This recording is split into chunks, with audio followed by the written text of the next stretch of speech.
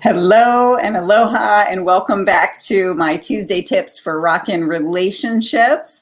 And today's topic, I'm going to take a deeper dive into the 6 dimensions of safety, and how women experiencing being safe and secure can help in so many ways in our relationships. So listen up, guys, because this can illuminate how you can help all of the women in your life feel safe and secure around you.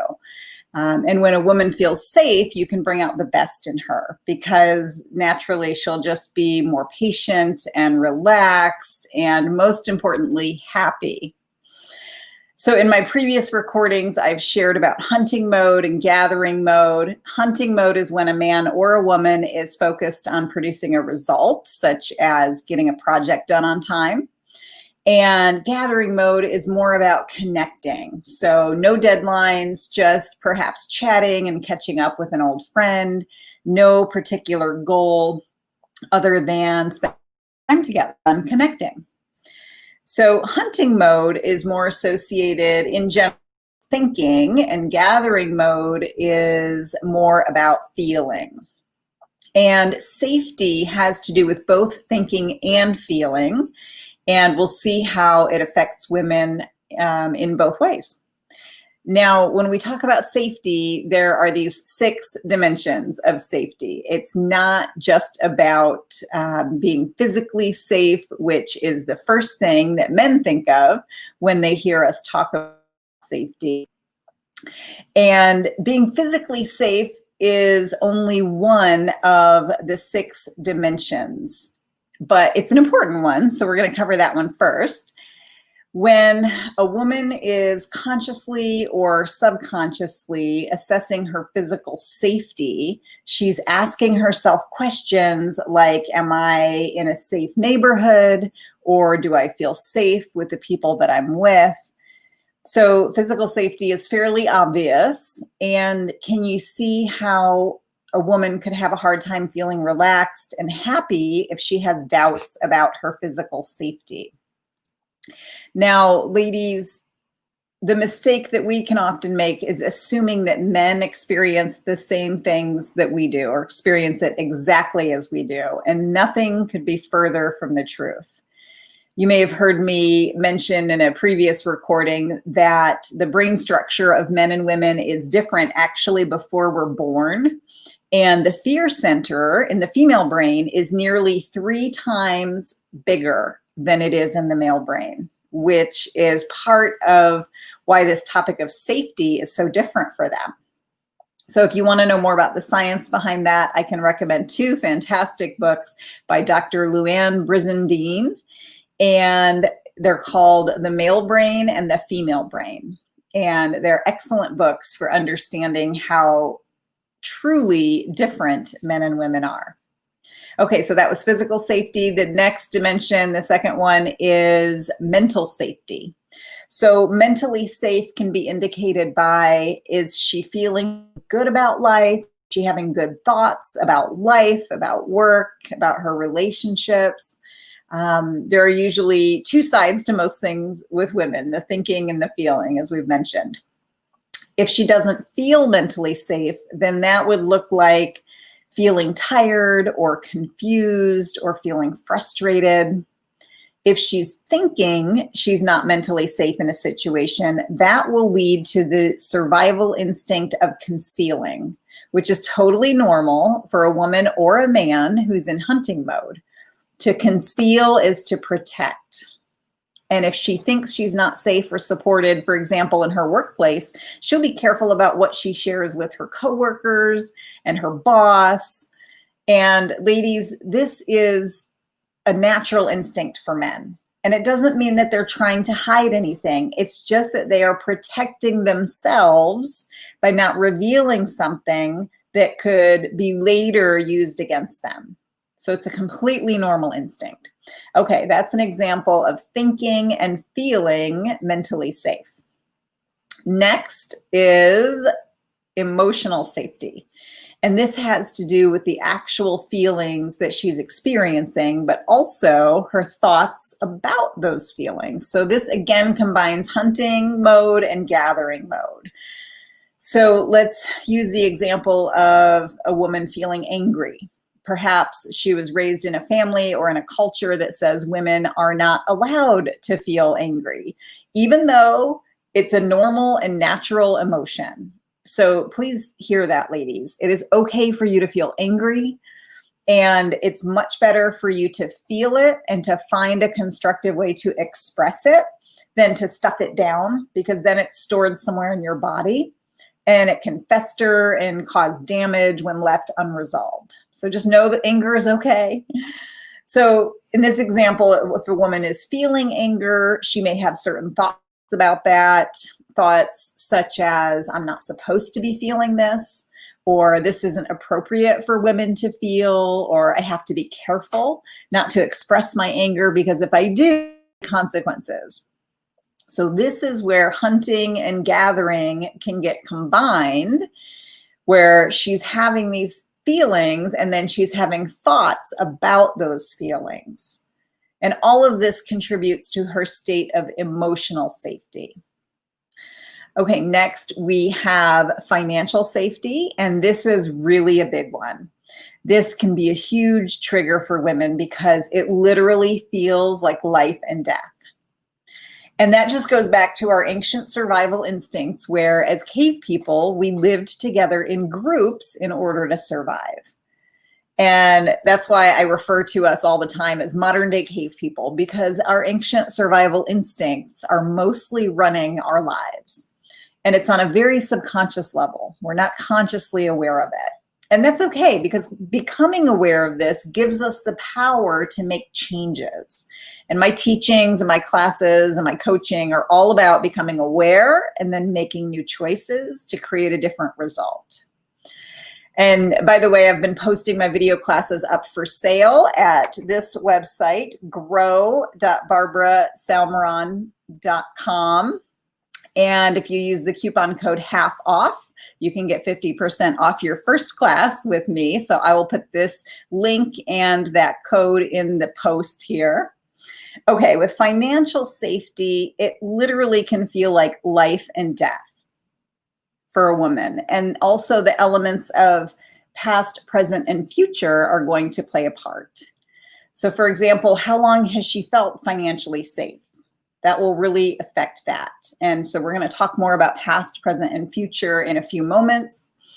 And I have this amazing quote from a man that I interviewed on this topic. He is a consultant in his 60s in California. And he said, when a woman feels unsafe financially, oh man, they fear for themselves and their kids not being taken care of. They seem to operate as if they are constantly at risk and are worried about everything, which gives way to scarcity behaviors.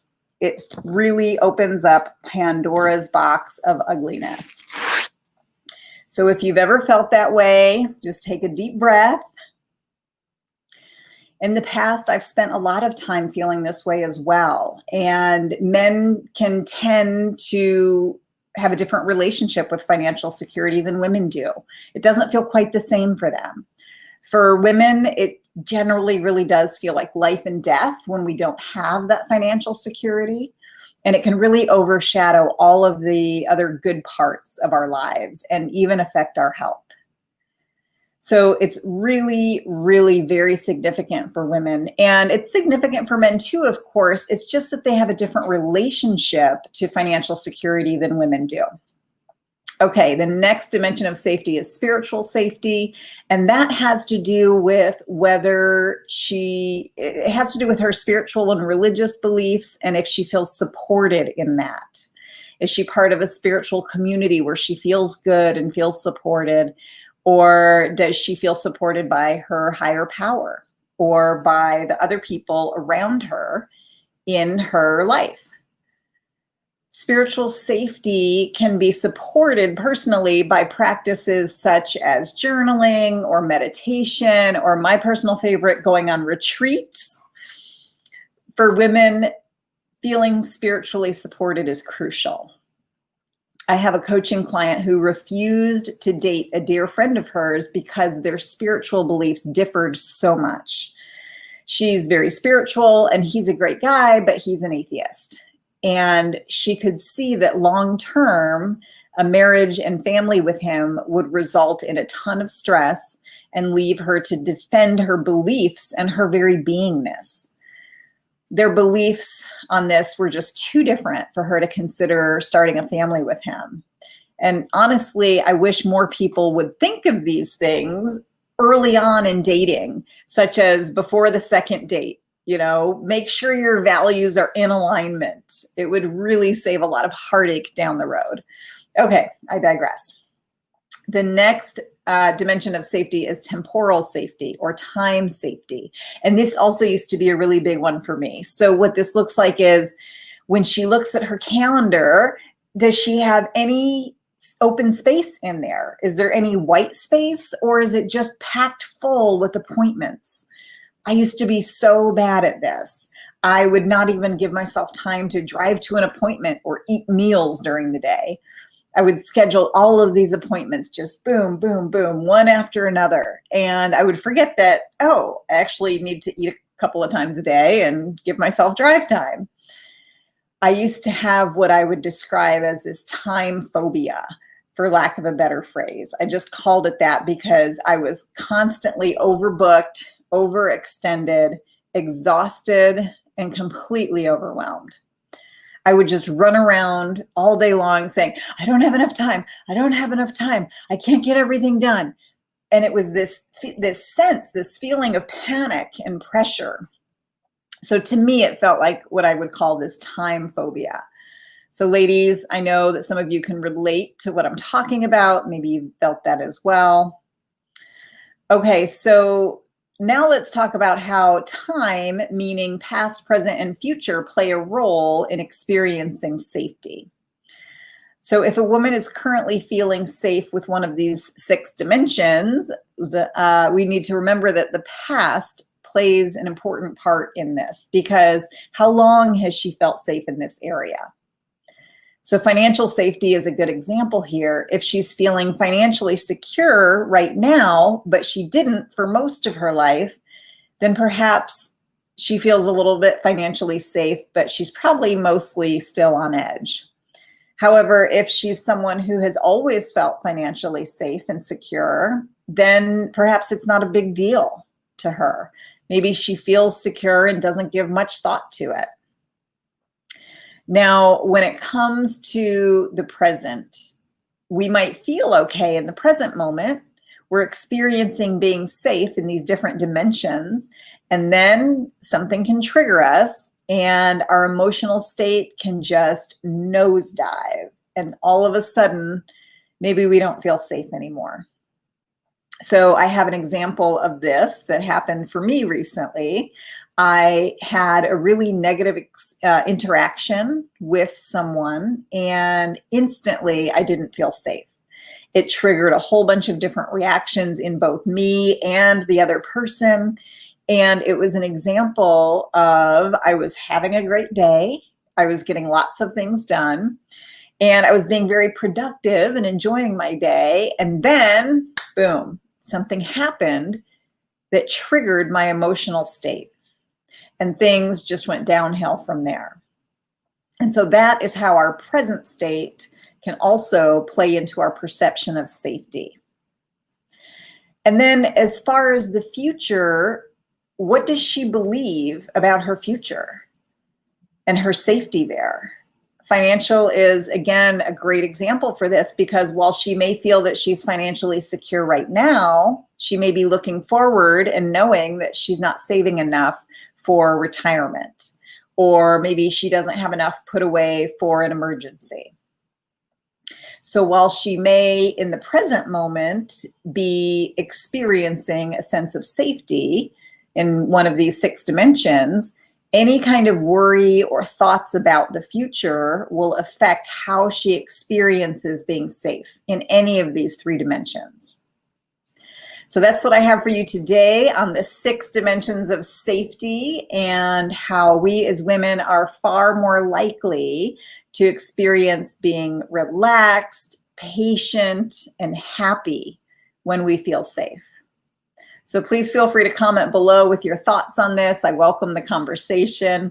Or if you prefer to discuss privately, you can book a private coaching session with me at barbaracs.as.me. That's my booking link. And first-time clients get a discount on our first ever session together. So if you want to do some private coaching around any of this or any aspect of relationship for you at work, at home, in romance, then I'm here and available. I love having these conversations. And if you would like to submit a question to be answered on a future broadcast, just go to qa.empoweredrelationships.org. It's completely confidential. I don't need your name. I don't need your email address. Submit your most burning relationship questions, and we will go over it in a future episode. So I hope you've enjoyed this Tuesday Tips for Rockin' Relationships, and I will see you next Tuesday. Thank you so much.